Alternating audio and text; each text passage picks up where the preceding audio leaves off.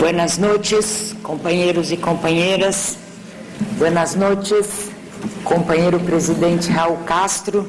Es con mucha emoción y honor que me encuentro acá en su presencia para leer la declaración final del 24 encuentro exitosamente ocurrido estos 3 días, y les agradecemos como Foro de São Paulo de corazón por todo el empeño del Partido Comunista de Cuba, toda su dirección y sus trabajadores y trabajadoras. Muchísimas gracias. Declaración de La Habana, 24 Encuentro del Foro de São Paulo, 15 al 17 de julio de 2018. América Latina y el Caribe, seguimos en pie de lucha. América Latina y el Caribe viven hoy, 28 años después de haberse fundado el Foro de São Paulo, los efectos de una multifacética ofensiva reaccionaria, conservadora y restauradora neoliberal, fruto de intereses convergentes y de esfuerzos combinados entre las élites mundiales del capitalismo transnacional, del gobierno de los Estados Unidos como su núcleo hegemónico y de las clases dominantes aliadas de nuestra región. Y la izquierda, si esta se reorganiza, actúa al lado de los movimientos sociales, prepara cuadros y mejora sus proyectos de cambio, algunos de clara orientación socialista. Existen suficientes ejemplos en la historia latinoamericana y caribeña que prueban que quando há unidade, direção política decidida e capaz, objetivos claros de luta e moral de combate e arraigo em las classes populares, se multiplicam as opções para contener qualquer ofensiva contra-revolucionária, conservadora e restauradora neoliberal, incluso mais para vencê-la. Como há um ano atrás, ratificamos que América Latina y el Caribe siguen en pie de lucha y mantienen la decisión de actuar con optimismo, decisión y mayor sentido unitario. Hasta la victoria, siempre. ¡Viva Fidel!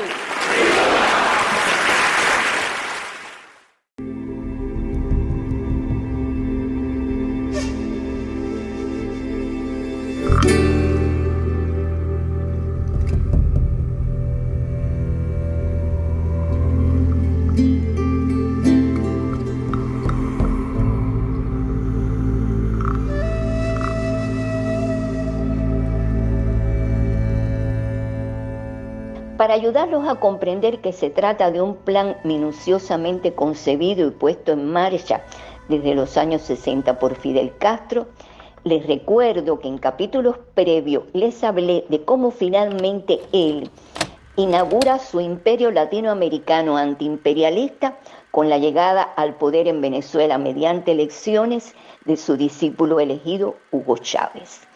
Desde ese momento, el Foro de Sao Paulo, también creado por Fidel Castro, ha vivido en simbiosis con este imperio, con este bloque de dictaduras electoralistas que ostentan un nombre usurpado, socialismo del siglo XXI, y es conocido como castrochavismo. El Foro de Sao Paulo y el bloque de dictaduras castrochavistas se necesitan y se retroalimentan. Los guerrilleros ideológicos, tropa multioficio creada por Fidel Castro, tanto en la modalidad de los otrora guerrilleros armados mutantes a ideológicos, como las sucesivas generaciones de guerrilleros ideológicos, son de fundamental importancia para la simbiosis Foro de Sao Paulo, dictaduras castrochavistas. En estas dictaduras ocupan cargos muy importantes en el gobierno y en todas las instituciones. En aquellos países donde no han logrado llegar al poder, infiltran todas las estructuras de la sociedad, construyendo el poder político mediante la colonización de los cerebros de los ciudadanos, paso previo para la conquista de ese poder. También en esos países donde no han accedido al poder, los guerrilleros ideológicos son el brazo armado del castrochavismo para vandalizar, destruir, desestabilizar e incluso derrocar a gobiernos no afines. En el capítulo anterior les expliqué los instrumentos que usan las dictaduras castrochavistas para despersonalizar a los ciudadanos, alienarlos y someterlos. También les expliqué los lineamientos generales para la política interna que deben seguir los gobiernos de este imperio latinoamericano con Estado Mayor en Cuba, pero no de manera rígida, sino con flexibilidad según las particularidades y tiempos de cada país y teniendo en cuenta las características e intereses del líder elegido, líder entre comillas. ¿Y cuáles son los lineamientos generales que siguen las dictaduras castrochavistas en lo que a política internacional se refiere? Varias veces Fidel Castro me dijo que la tarea prioritaria del socialismo del siglo XXI en el ámbito internacional es dirigir el capítulo latinoamericano de la alianza de esta región con China, Rusia, Irán, Siria y Corea del Norte. Alianza esta cuyo objetivo es destruir la hegemonía occidental luchando contra los Estados Unidos y Europa. Fidel Castro logró la alianza de sus discípulos con sus amigos de la Unión Soviética, de China, con los ayatolás iraníes, con la dinastía Al-Assad de Siria y con la dinastía Qin de Corea del Norte para destruir la hegemonía occidental. Ahora hay diferentes opiniones sobre las operaciones entre Venezuela y China y cómo evalúa las relaciones entre ambos países. Gracias. Mira, las relaciones entre nuestros dos países son maravillosas, maravillosas. Y bueno, y de China con América Latina, fíjate que llegó la carta, una carta muy oportuna y muy buena del presidente Hu Jintao, dirigida a la CELAC. Ustedes la vieron, ¿no? La carta del compañero Hu Jintao, que agradezco mucho. Luego también Rusia se pronunció por ahí, a través de su vocero, dándole la bienvenida al nacimiento de la CELAC. Pero con China las relaciones nuestras son maravillosas, dije, y lo repito, maravillosas, desde todos los puntos de vista, de aquí, del corazón, de la hermandad, de la comprensión mutua, las relaciones políticas al más alto nivel. Hemos consolidado una alianza estratégica con China. Corea del Norte comenzaba desde el lunes 3 días de duelo oficial en homenaje al líder cubano Fidel Castro. En el metro de Pyongyang, los pasajeros se agolpaban frente a una vitrina para leer su obituario en un diario del Partido Comunista que recordaba su visita al país en 1986. El gobierno consideraba al dirigente revolucionario un amigo cercano y un aliado heroico en la lucha contra la agresión estadounidense. Las autoridades y el pueblo de Vietnam también se sumaron a los actos para rendirle tributo. La embajada de La Habana en Hanoi abrió sus puertas a dolientes para mostrar imágenes del expresidente y sus encuentros con líderes locales. El mandatario Tran Dan Quang, su primer ministro y el líder del Partido Comunista presentaron sus condolencias en persona en la sede diplomática. Es Fidel Castro vinculando a Hugo Chávez con sus viejos amigos quien abre las puertas de esta región al terrorismo islámico y a los más poderosos liberticidas y antidemocracia del mundo. El otro lineamiento del castrochavismo concerniente a la política internacional tiene que ver con el espionaje. Los eficientes servicios de inteligencia del castrismo se ocupan de las tareas de inteligencia de los países con dictaduras castrochavistas. Comparten, negocian, intercambian y hasta trafican informaciones de inteligencia. Las dictaduras castrochavistas,